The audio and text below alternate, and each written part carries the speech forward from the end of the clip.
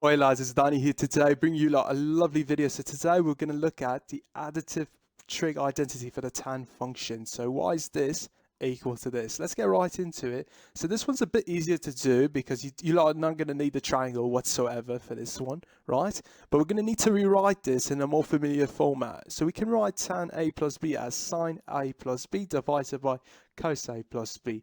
And then once you have established that, we know what this is equal to, right? Sine of a plus b, because we proved it in the last videos I should say. So we can replace that in, right? So once you have it in this format, we are then going to need to introduce something to this equation to render it solvable. And what I mean by that is we're going to basically need to add something so we can make it resemble this, right? So the way we do it is we multiply in the numerator and denominator respectively 1 divided by cos of a cos of b, and notice this is basically equivalent to 1. So we're just adding something to this equation, which is it's basically 1, just to manipulate this equation so it can look like this.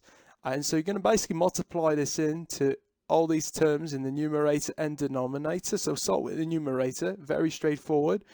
What you are going to have is that the cos b's are going to cancel out, so you are going to be left with sine of a cos of a, and you're going to multiply it for the second term in the numerator. So the cos of a's are going to cancel out, which you are going to be left with sine of b cos of b. In the denominator, this is the same as this, so this is just going to cancel out. It's going to be equal to 1, right? Subtracted, minus, and then here you are going to have sine of a divided by cos of a multiplied by sine of b divided by cos of b, and that's basically it. The only thing that's left to do is basically replace